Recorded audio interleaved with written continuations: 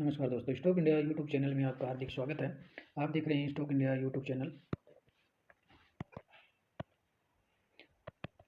यदि आप पहली बार चैनल को विजिट कर रहे हैं तो बेल आइकन को हिट कर लें, ऑल को सेलेक्ट कर लें ताकि हर वीडियो आपको प्रॉपरली मिलता रहे। तो मित्रों, दलाल स्ट्रीट गपशप में आपका स्वागत है। और इस वीडियो में हम लेकिन वही वीकली जो घटनाएं हैं उन पर ये केंद्रित रहेगा। और जो ये सप्ताह है वो 12 दिसंबर से लेकर के 16 दिसंबर तक ये सप्ताह चलने वाला है।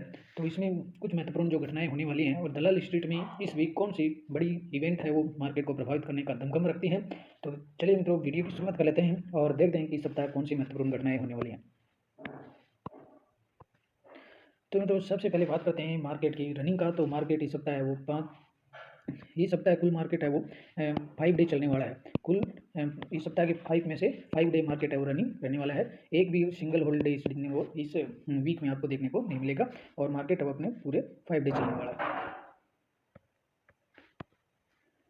तो मित्रों, सबसे पहले वीडियो की शुरुआत करते हैं निफ्टी इंडेक्स से। तो देखिए, हम निफ्टी की बात करें तो निफ्टी जो इंडेक्स है वो शुक्रवार का जो सेशन था उसमें लगभग 100 से 125 पॉइंट की गिरावट के साथ है वो इंडेक्स है वो क्लोज हुआ है।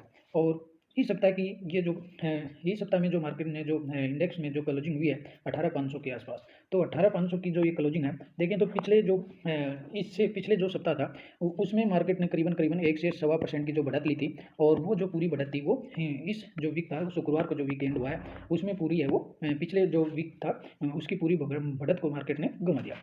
तो देखें तो मार्केट जो था जो इंडेक्स है जो है निफ्टी है वो लगभग शुक्रवार का जो सेशन था 18,600 के आसपास है उसकी 18,600 से ऊपर ही खुले। और उसके बाद में मार्केट में काफ़ी वो गिरावट देखने को मिली। और तो अगर बात करें तो निफ्टी के 52 वीक हाई के 18,800 के आसपास इसने हाई किया है पिछले वीक में।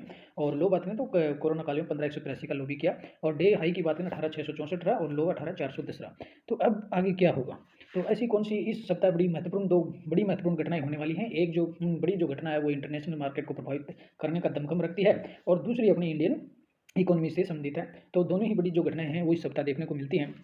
तो अगर 18,400 और 500 से अगर मार्केट जो इंडेक्स है 18,400 से नीचे पे चलता है तो उसमें बड़ी गिरावट भी देखने को मिलती है। और यदि इंडेक्स है वो 1800 से ऊपर निकलने की कोशिश में रहता है तो उसके बाद में उसमें बाजार में एक बड़ी तेज़ी भी देखने को मिल सकती है। तो दोनों ही बातें हैं। तो देखते हैं इस सप्ताह में कौन सी बड़ी जो घटनाएं हैं वो इस इंडेक्स को ऊपर खींच कर ले जाती हैं या उसको नीचे लेकर आती हैं। तो चलो मित्रों, शुरुआत कर लेते हैं वीडियो की शुरुआत से।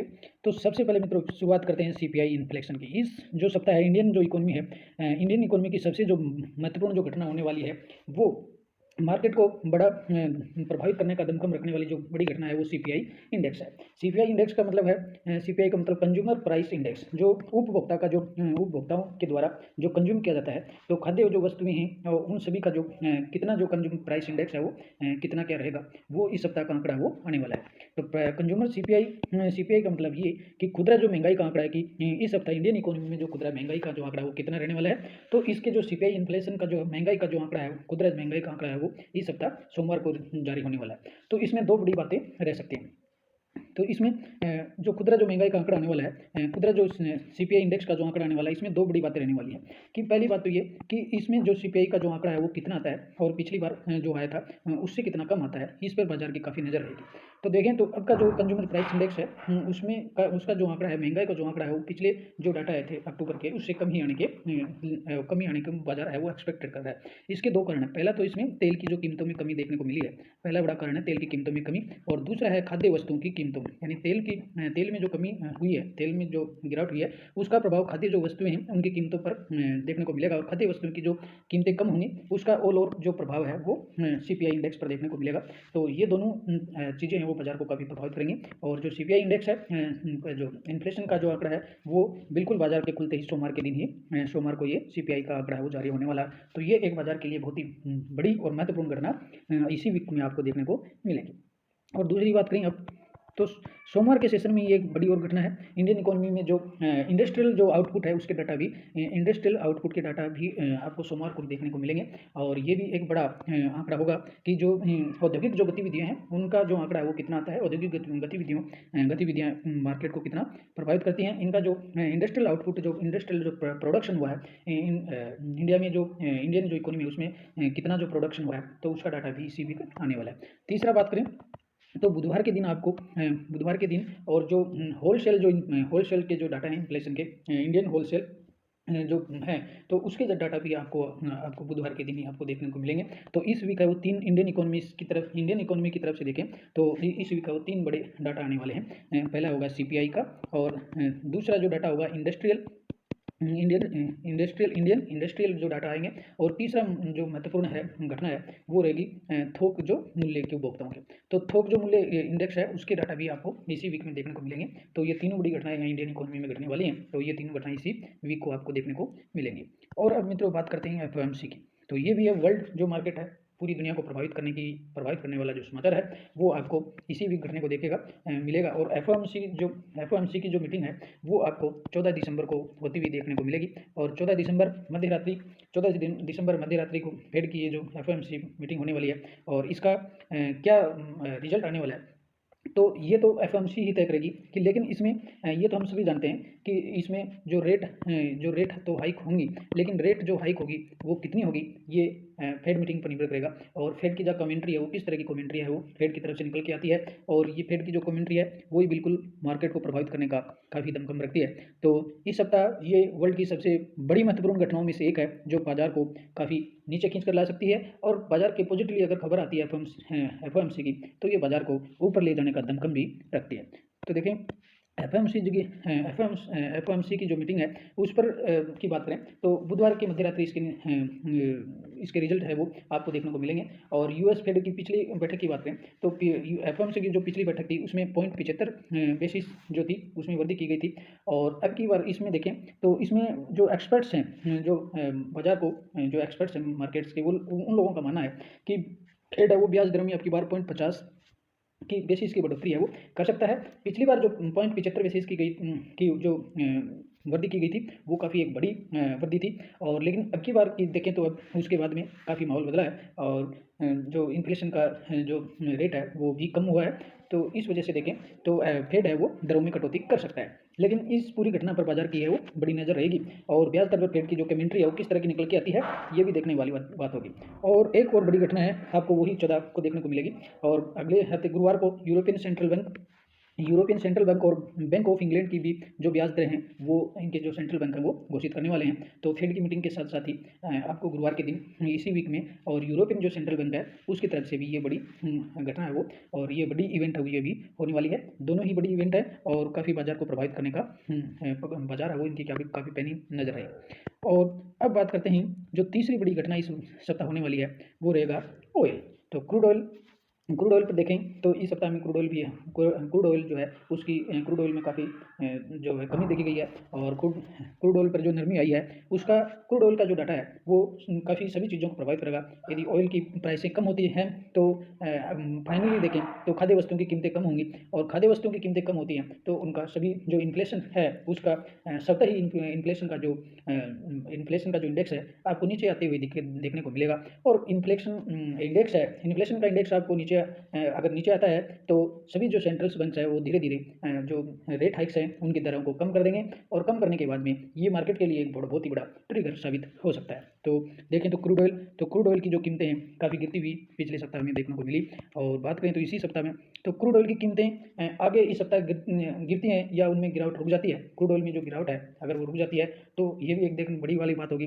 दूसरी ये यदि क्रूड ऑयल की कीमतें नहीं गिरती हैं तो वो अगर क्रूड ऑयल की कीमतें गिरती हैं तो क्रूड ऑयल की कीमतें और कितना गिरेंगी और उनमें कितनी गिरावट है वो कहाँ तक जाती है, तो ये भी एक मार्केट की इस पर भी बड़ी नज़र रहने वाली है।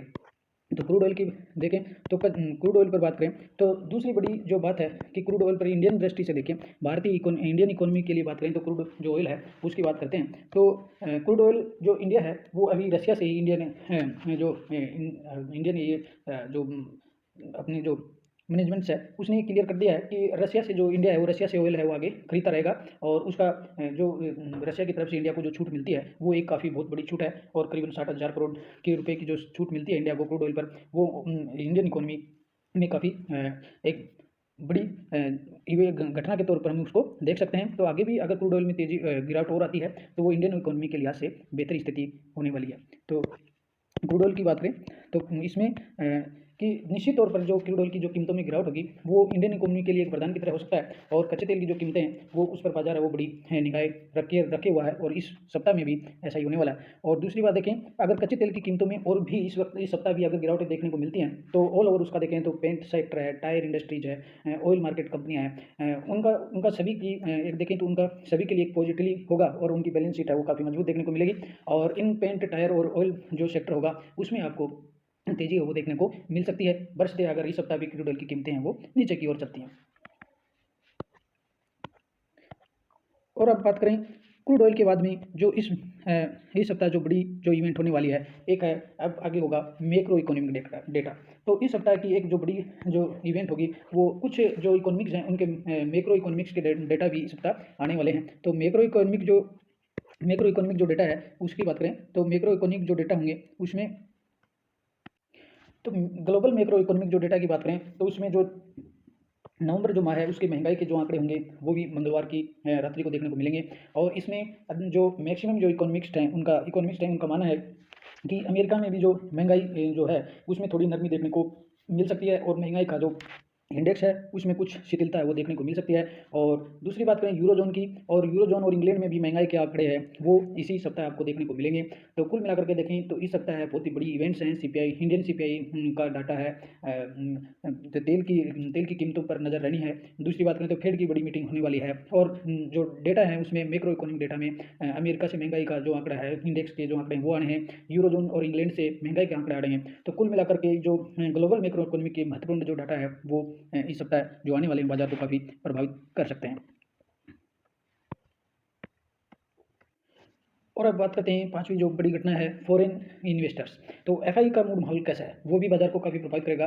तो इस सप्ताह देखें तो नवंबर के और दिसंबर माह में देखें तो अभी तक एफआई ने काफ़ी इसमें सेलिंग की है, और फॉरेन जो इन्वेस्टर्स हैं उनका जो रुझान है बाजार के प्रति भी नेगेटिव देखने को मिला है। और यदि हम डाटा को देखें तो मंथली अगर डाटा को देखें तो कुल मिलाकर के दिसंबर माह की बात करें तो दिसंबर माह की बात करें तो एफआई ने अब तक 5,600 करोड़ रुपए की नेट सेलिंग की है, और जिसमें डीआईस ने 7,000 करोड़ का नेट बाइज किया। तो दिसंबर माह के डाटा के अकॉर्डिंग देखें तो अभी भी जो फॉरेन इन्वेस्टर्स हैं उनकी जो अभी तक जो मनोवर्ती रही है, उनका जो मूड रहा है वो अभी सेलिंग का है। और ये सेलिंग है वो क्रूड ऑयल की हो, चाहे इन्फ्लेशन का डाटा हो, या अमेरिका की तरफ से या इंडियन इकोनॉमी की तरफ से उनके जो डाटा हों, तो उनका जो मूड है वो माहौल है वो अभी नेगेटिव ही देखने को मिला है। और अभी और इस सप्ताह के जो डाटा आने वाले हैं तो उसके हिसाब से देखें तो उसमें इस सप्ताह भी उनका जो है मूड, जो माहौल है वो फेड की मीटिंग तक है वो हो सकता है कंसोलिडेट की स्थिति में ही इंडेक्स वो देखने को मिल सकता है, क्योंकि जब तक फेड की कमेंट्री नहीं आ जाती है तब तक एफआई की तरफ से कोई बड़ी खरीदारी है वो शायद ही देखने को मिले।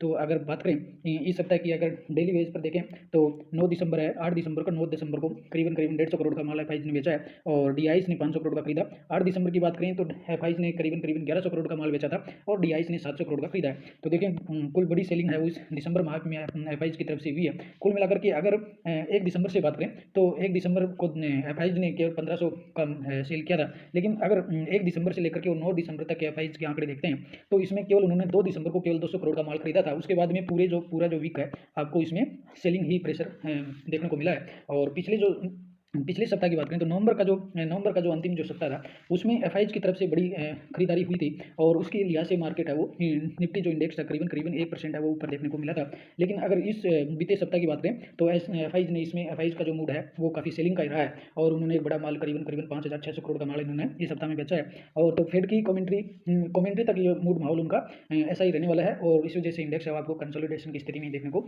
मिल सकता है। और अब बात करें आईपीओ की, प्राइमरी मार्केट की बात करें तो इस सप्ताह भी प्राइमरी मार्केट है वो काफ़ी गुलजार रहने वाला है। और इस सप्ताह आपको प्राइमरी मार्केट में करीबन 1600 करोड़ 1,600 करोड़ जो रुपये का है बाजार से जो कंपनियां उठाते हुए देखने को मिलेंगी, और प्राइमरी मार्केट है वो काफ़ी बुलिश देखने को मिलेगा। कुल मिलाकर के इस सप्ताह में 3 आईपीओज इस सप्ताह में जारी होने वाले हैं। तो उन 3 आईपीओज की बात करें तो उसमें सबसे पहले तो इस सप्ताह है आपको सुला विनयार्ड्स जो एक वाइन बनाने वाली कंपनी है उसका आईपीओ आपको देखने को इस सप्ताह ही मिलने वाला है। दूसरा बात करें तो दूसरा ऑटोमोबाइल जो सेक्टर्स की कंपनी है लैंडमार्क कार्स का आईपीओ भी आपको इसी सप्ताह देखने को मिलेगा। और लैंडमार्क जो कार्स है ऑटोमोबाइल की डीलरशिप चेंज वाली एक कंपनी है, और तो इसका आईपीओ भी आपको इसी सप्ताह देखने को मिलेगा। तीसरी बात करें अपन तो तीसरी जो कंपनी है उसको एडवांस होल्डिंग्स का आईपीओ भी आपको इसी सप्ताह आपको जारी होते हुए देखने को मिलेगा। कुल मिलाकर बात करें तो इस सप्ताह प्राइमरी मार्केट है वो बाजार से करीबन 1600 करोड़ रुपए का माल है वो 1600 करोड़ रुपए बाजार से उठाएगा। तो इस सप्ताह का बाजार भी आपको गुलजार होते हुए देखने को मिलेगा। तीसरी बात करें तो इस सप्ताह है कंपनी की लिस्टिंग भी है। यूनिपार्ट्स इंडिया का जो IPO लॉन्च हुआ था उसकी लिस्टिंग भी आपको इसी सप्ताह है वो आपको देखने को मिलेगी। और तो कुल मिलाकर प्राइमरी जो मार्केट है वो भी इसमें काफ़ी हरियाली आपको देखने को मिलेगी। और यदि अब बात करें टेक्निकल व्यू की, तो इंडेक्स के टेक्निकल व्यू की बात करें तो इंडेक्स का जो टेक्निकल व्यू है वो क्या कहता है कि एक्सपर्ट्स के अनुसार टेक्निकल जो माहौल है वो कैसा रहेगा। तो टेक्निकल्स की बात करें तो टेक्निकल में टेक्निकल व्यू की तरफ देखें तो टेक्निकल व्यू ये कहता है कि निफ्टी का जो डेली चार्ट है वो बियरिश पैटर्न दिखा रहा है। और इसमें देखें तो 18600 और 18700 का जो जोन है उसमें 18700 का जोन है वो इंडेक्स के लिए निफ्टी के लिए काफ़ी बड़ा रेजिस्टेंस रहेगा। और इसकी बात करें अगर बाजार ऊपर जाने के लिए तैयार हो सकता है तो 18887 के स्तर तक वो चढ़ सकता है बरसते वो अगर इंडेक्स एक बार 18600 ऊपर निकाल ले। और यदि इसके लिए बात करें इसमें निफ्टी अगर नीचे की तरफ जाता है तो 18410 का जो ब्रेक है वो अगर ये 18410 वाला जो ब्रेक है ब्रेक हो जाता है तो उसके बाद इंडेक्स है वो आपको नीचे जाते हुए भी देखने को मिल सकता है। और अब बात करते हैं FNO की। तो FNO की फ्यूचर एंड ऑप्शन की बात करें तो फ्यूचर एंड ऑप्शन के जो डाटा हैं वो भी काफ़ी महत्वपूर्ण रहने वाले हैं। और फ्यूचर और ऑप्शन के डाटा देखें तो फीचर और ऑप्शन में आपको इसमें सबसे ज़्यादा जो कॉल राइटिंग है वो देखने को 18800 के जोन में पहला रेजिस्टेंस नज़र आ रहा है। और देखें तो 18300 और 18 निफ्टी के लिए बड़े सपोर्ट के रूप में नज़र आ रहे हैं। और ऐसे में आने वाला जो कारोबार सत्र होगा इसमें इंडेक्स 18300 से 18900 के बड़े रेंज में घूमता हुआ नजर आ सकता है। और ऑप्शन डेटा से ये संकेत मिल रहा है कि इंडेक्स के लिए 18500 और 18800 का जो जोन है पहला रेजिस्टेंस लेते हुए नजर आएगा। और सबसे ज़्यादा जो कॉल राइटिंग है वो इसी जोन पर देखने को मिल रही है। 18500 और 18800 का जो जोन है सबसे ज़्यादा कॉल राइटिंग इसमें आपको देखने को मिल रही है। तो आने वाला जो सप्ताह है वो इंडेक्स इसमें आपको यदि इंडेक्स में गिरावट आती है तो 18300 तक जा सकता है। और बड़ा मूवमेंट आता है तो 18 अपसाइड अगर दिखाता है तो 18900 तक की एक रेंज निकल सकती है। कुल मिलाकर के 18300 और 18900 के बीच मार्केट आपको घूमते हुए नजर आ सकता है। और अब बात करें इंडियन विक्स की, इंडियन वोलेटाइल इंडेक्स। तो इंडियन जो वोलेटाइल इंडेक्स है वो भी काफ़ी अभी भी इंडियन वोलेटाइल जो इंडेक्स है वो मार्केट को अभी भी बुलिश बता रहा है कि इंडेक्स VI इंडेक्स के अनुसार मार्केट है वो बुलिश रह सकता है। और क्योंकि जो वोलेटाइल जो इंडेक्स है उसका जो लेवल है अभी भी वो 15 से नीचे बना हुआ है। तो एक्सपर्ट ये मान रहे हैं कि अगर VI का जो है इंडियन जो VI इंडेक्स वोलेटाइल जो इंडेक्स है VIX इंडेक्स है उसका जो अगर वो 15 के नीचे अगर स्थिर रहता है और लगभग ये एक महीने से देखें तो 13 से 15 के नीचे ही दिखा रहा है। जो इंडिया जो VIX है वो एक महीने के लेवल से देखें तो 13 और 15 के बीच में ही घूमता हुआ नजर आता है। तो ये जो VI जो इंडेक्स है 15 के नीचे स्तर पर है तो इसमें ये जो स्थिति है वो बाजार के काफ़ी अनुकूल है। और जो मार्केट जो एनालिसिस्ट हैं और एक्सपर्ट्स हैं उनका मानना है कि इंडियन जो विक्स है इंडियन वोलेटाइल इंडेक्स को देखने से ऐसा लगता है कि बाजार में किसी बड़ी गिरावट का जोखिम नहीं है। और ये भी बाजार का जो माहौल है वो आपको इसमें पॉजिटिव देखने को मिल सकता है। और अब बात करते हैं कॉर्पोरेट एक्शन की। तो इसमें कुछ इस सप्ताह आपको कुछ बड़ी कॉर्पोरेट एक्शन भी देखने को मिल सकती हैं। इसमें देखें तो ऑल स्टैंड टेक्सटाइल है, CL एडुकेट है और ग्लो स्टार्स है वो एक्सपोनस है, इनका एक्सपोनस की डेट इसमें आपको देखने को मिलेगी।